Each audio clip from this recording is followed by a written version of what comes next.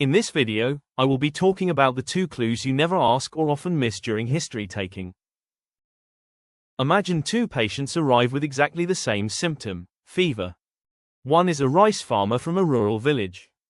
The other is an IT employee living in the middle of a city. Would your differential diagnosis be the same? Probably not. Because sometimes the most important diagnostic test is not in the laboratory.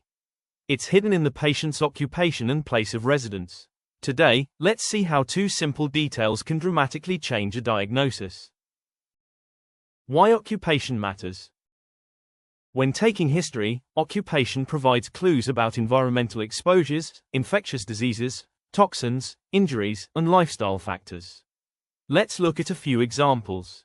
Example 1: Farmer with fever. A farmer presents with fever, headache, and muscle pain. Because of his occupation, diseases such as leptospirosis, scrub typhus, malaria, and dengue immediately move higher on our differential list. Example 2: Coal miner with breathlessness. A coal miner presents with chronic cough and breathlessness. Occupational exposure raises suspicion for pneumoconiosis and other chronic lung diseases. Example 3: Healthcare worker. A healthcare worker develops persistent cough and weight loss. Tuberculosis becomes an important consideration due to occupational exposure. Example 4: Painter. A painter presents with abdominal pain and neurological symptoms. Lead poisoning must be considered. Key message: the same symptom can have very different causes depending on what the patient does every day. Why residence matters. Now let's talk about residence. Where a patient lives often determines which diseases they are exposed to. Example 1: Rural residence. A patient from a rural agricultural area presents with fever and thrombocytopenia. Scrub typhus, leptospirosis, malaria, and dengue become important possibilities. Example 2: Urban residence. A patient from a densely populated urban area develops fever and rash. Dengue outbreaks and viral infections may become more likely. Example 3: Coastal region. A patient living in a coastal area presents with gastrointestinal symptoms after seafood consumption. Certain marine infections become more relevant. Example 4: Endemic areas. If a patient comes from a region known for tuberculosis, malaria, or filariasis, these diseases deserve special attention.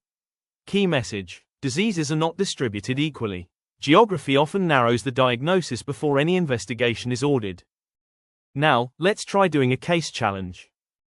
A 35-year-old man presents with fever, calf muscle pain, headache, and jaundice. At first glance, this could be many diseases. But then you learn that he is a paddy field farmer who frequently works in waterlogged fields. Now, what comes to your mind? The answer is leptospirosis. A single occupational clue significantly narrowed the diagnosis. Whenever you take a patient's history, never skip these 2 questions. What do you do? Where do you live?